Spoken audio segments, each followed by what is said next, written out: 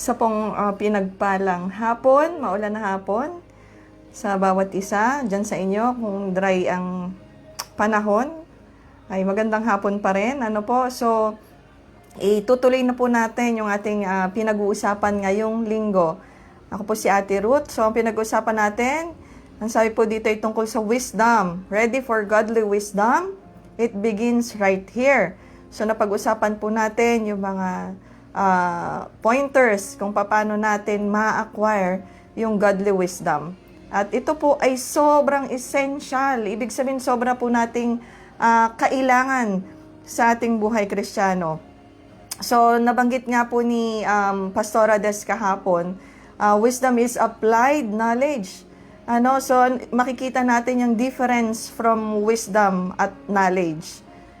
Pag-uusapan natin. So, nabanggit po ni Pastora Joy nung Monday, sabi niya po, ang pinakaunang hakbang para magkaroon ng godly wisdom ay yung direkta na pagtatanong natin sa Diyos. Dahil po ang tao ay limitado lamang. Kaya nga po ang sabi, kung kulang ka sa karunungan, humingi ka sa Diyos. Pagkat ang Diyos ay nagbibigay ng sagana. At kapag meron ka po nito, sabi ni Pastora Joy, ituring mo ito na higit pa sa isang treasure. Amen. Ang wisdom daw po ay higit pa sa isang kayamanan, isang yaman, isang treasure. Dapat ganun daw po tayo sa paghahanap ng wisdom. Parang naghahanap ng Yamashita's treasure, So, nabanggit po ni Pastor Oge, pag meron kang fear of God, magkakaroon ka ng wisdom. Siyempre po, pag may fear ka, malalaman natin yung malalaman natin yung tama at mali, right between wrong. Magkakaroon tayo ng kaalaman sa good and evil. Kumbaga, kung may takot ka sa Lord, aalamin mo yung mga bagay na to. At dahil doon, matatakot kang gumawa ng mali. At pag nakakarinig ka ng Word of God, lumilinaw po yung isip natin. Di ba po, sabi nga, ang anointing ay nakakapagpatalino. So, may anointing sa pagbasa ng Word of God. At kapag ikaw ay nagbabasa ng Word of God, lumilinaw po yung isip mo, lumilinaw yung isip ko, lumilinaw yung isip natin, nagkakaroon po tayo ng wisdom. Okay, nabanggit po ni Pastora Des kahapon, sabi niya, always walk with the Holy Spirit. Stay connected sa giver ng wisdom. Diba, ang hirap naman na siya yung nagpo-produce, pero lalayo tayo sa kanya. Siya yung producer ng wisdom, siya yung manufacturer ng wisdom, siya yung pinagmumulan, siya yung pinagmumulan nung gusto mong hingin, and yet lalayo ka. So, stay connected dun sa giver ng wisdom. Sabi po niya, tell me who your friends are and I'll tell you who you are. So, ang kadikit na ang matalino ay matalino rin. So, kung yung kasama mo ay sa tingin mo matalino, so automatic matalino ka rin. Tignan mo nga yung katabi mo, kung matalino ba, kung may wisdom ba siya, ang kadikit ng matalino ay matalino rin. So, ngayong hapon, pag-uusapan po natin yung ikapito, obey what God reveals. Wisdom grows through obedience, not just like knowledge. God gives more revelation to people who use what He really gave. So, actually, people tend to listen, but they don't follow. Madalas yun, nakikinig, naririnig, or pag may sinasabi sa'yo, nagli-listen, pero hindi natin sinusunod. But there's also people that do not listen at all. Yung ayaw talagang makinig. And this kind of people are foolish people. Or sa madaling salita, hindi wise. Okay, Matthew chapter 7 verse 24. Anyone who listens to my teachings and follows it is wise, like a person who builds a house on solid rock. Yung listen po dito sa Matthew 7:24, yung word na listen dito, ang totoong meaning niya sa Hebrew is to comprehend or to understand. Ibig pong sabihin, uunawain natin, iintindihin natin. Sabi niya, anyone who understand, anyone who listen, anyone who comprehend, kailangan mong himay-himayin. May mga tao po kasi na inutusan mo or may sinabi ka, tatakbo na lang siya, kala mo gagawin yung pinagagawa mo, yung instruction na sinabi mo, pero pag nandun na siya dun sa lugar na yon, bigla niyang sasabihin, ano nga po ulit yung sinabi nyo. So, umalis ka dun sa harap ng nagbibigay ng instruction sa'yo na hindi mo talaga nakuha. Una-unawaan yung instruction na binibigay niya. Amen po. So, hindi mo kinomprehend, walang comprehension. No, parang nakatulala ka lang, nakikinig ka lang, pero hindi mo inunawa, hindi mo inintindi. Then yung sabi niya po dito, anyone who listens to my teaching and follows it is wise. Ang ibig sabihin po ng follow dito sa Hebrew, sa original language, sa follows, ang sabi niya po dito is, dapat po ay yung pagsunod mo daw ay nasa timing. So ito po yung pinag-aralan natin ng camping, no? Yung meaning ng follows po dito sa Matthew chapter 7 verse 24, ibig pong sabihin dito, yung pagsunod na nasa timing. To act rightly at the right time. So, hindi yung kumbaga, inutusan ka, anak, magluluto ako ng adobo, bumili ka ng toyo, mamaya na po. So, mamaya, later on, sumunod ka naman, kasi yung adobo luto na, hindi na adobo sa asin na, hindi na adobo sa toyo. Kasi, nag-act ka nga, pero yung pagsunod mo na late. No? So, dapat, sabi, itong specific na meaning ng follows po dito sa Matthew chapter 7 verse 24, ang ibig pong sabihin niya na susunod ka na nandun ka talaga sa timing, sa tamang oras to act rightly at the right time, and without any delay. So, mahilig po kasi tayo sa manyana habit. Ano yung manyana habit? Mamaya na lang. Wait, diba? Ganon. Nauso yan sa saan ba yan? Gen Z nyo na naman. Hindi, lahat tayo may ganyang pag-uugali. Wait, pag may inutos po sa atin. So, anyone who listens to my teaching and follows it is wise. Ibig sabihin, we should act without any delay. Amen po. So, yung obedience daw po, pag nag-obey ka, pag nag-follow ka dun sa instruction ng Lord, magpo-produce ito ng wisdom. Amen po.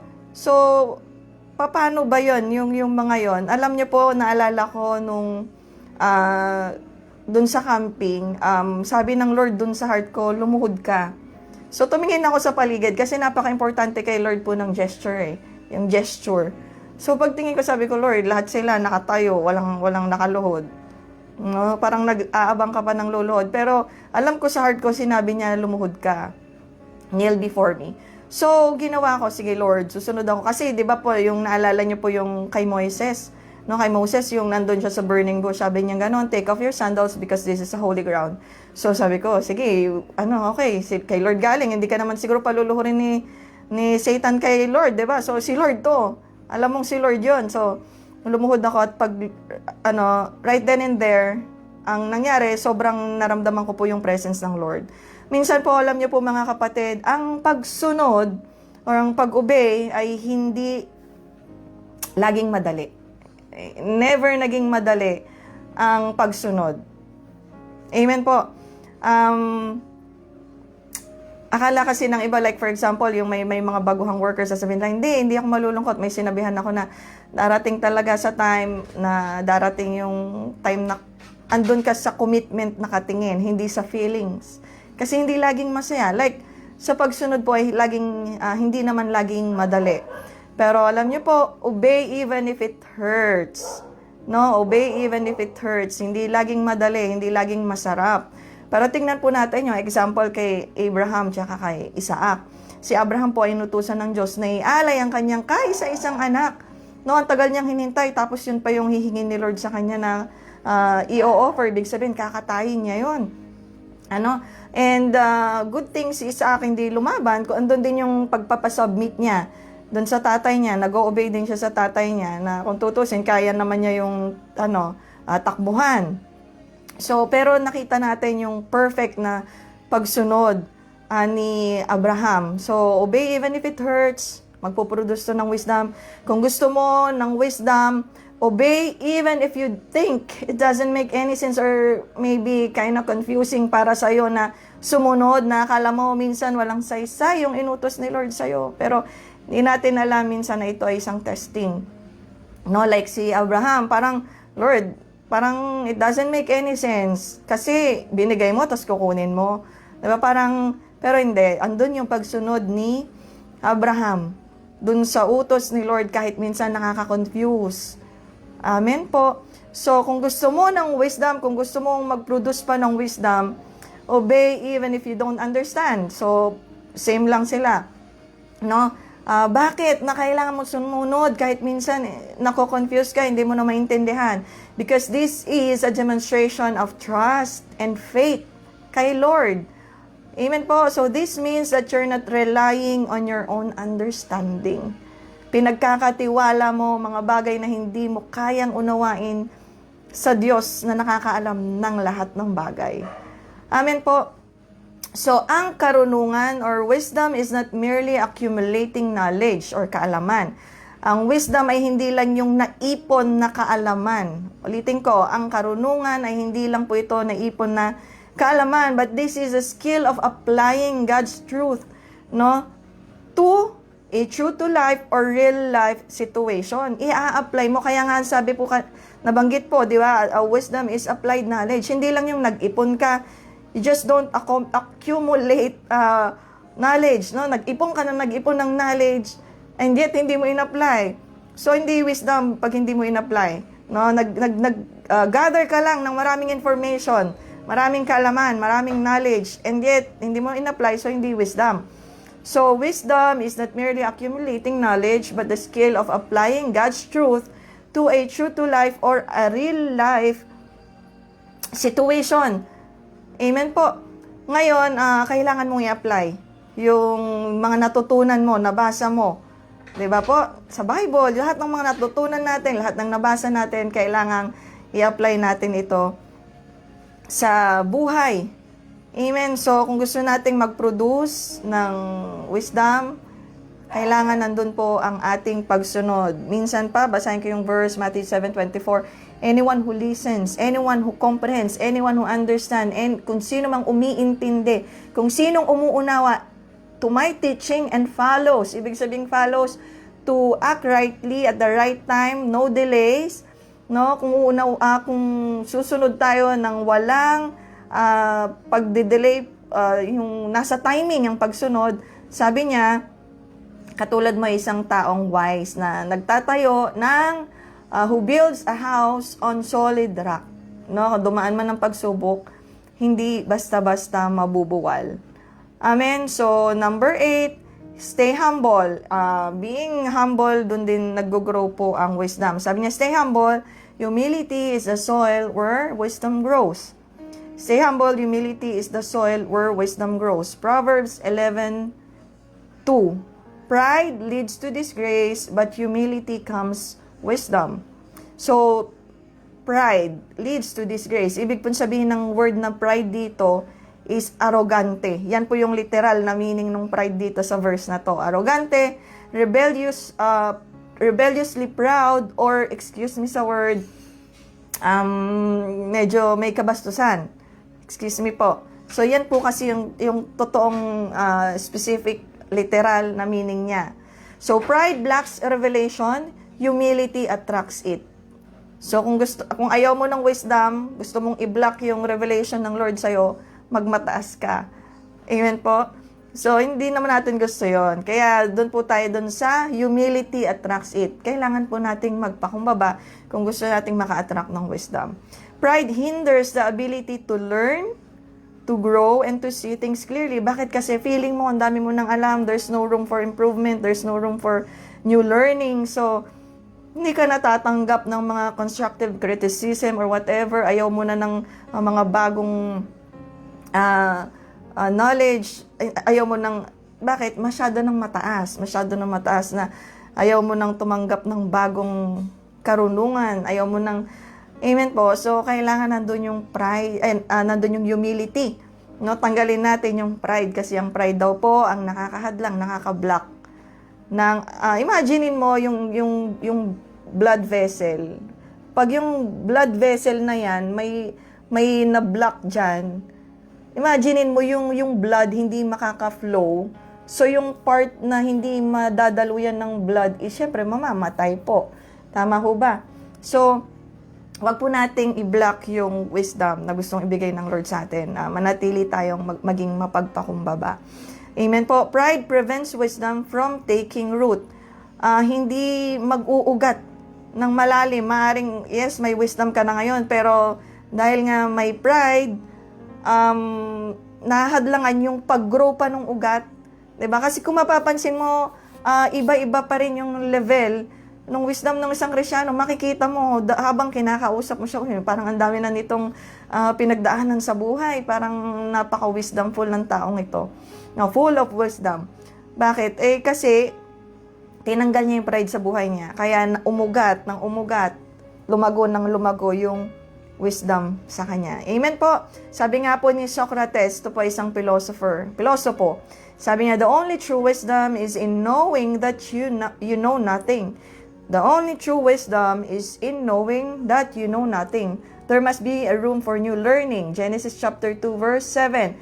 Ito po, and the Lord God formed a man out of dust of the ground and breathed into his nostrils the breath of life. And a man became a living soul.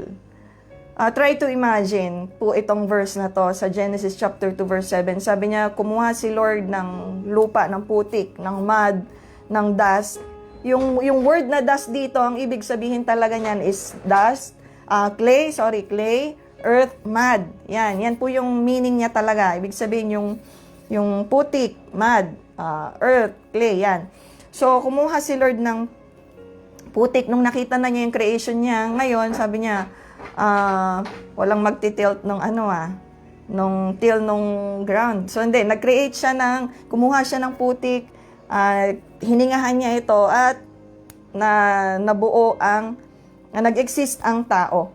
Amen po. Kung try to imagine, kung ito po, God could have made us out of gold or precious gem, precious stone. Narinig ko po ito sa isang preacher Sabi niya ganon, God could have made us out of gold or precious stones or gems instead of earth, instead of yung putik, instead of mud. Create niya tayo pwede namang na-create niya tayo mula sa gold, mula sa diamond, mula sa yung mga gemstone na yan, no? Pero nilikha niya tayo from dun sa mud, dun sa putik, no? It is undervalued compared to gold. Mas mababa yung value compared sa gold. Maaring pinakamababa, pero pansinin po natin, yung lupa lang, pag nagtanim ka doon lang nakakapag-produce ng buhay. No, try mo magtanim sa ginto. Kung may ginto ka diyan, kung may perlas ka, kung may try mong magtanim doon sa diamante ng ginto. Maglagay ka ng seed. Tingnan mo kung may tutubo. Tanging sa lupa lang, sa earth lang may tumutubong life. May tumutubong bulaklak. No, minsan titignan mo undervalued, bakit hindi na lang ako ginawa out of gold, no? Mas marunong pa tayo kay Lord. Pero hindi, ibig sabihin, dapat andun yung humility, wag mong kalimutan saan ka nagmula. And out of that mud, ginawa ang tao, pero ang mud lang ang tanging lugar kung saan pwedeng, or ang putik or ang earth lang ang tanging lugar kung saan pwedeng mag-grow ang halaman, magkaroon ng buhay. Amen po. Kahit magtanim ka sa diamante, walang tutubo kahit gaano pa po yan kamahal. Amen. So, dun lang nagkakaroon ng life sa mud, sa putik.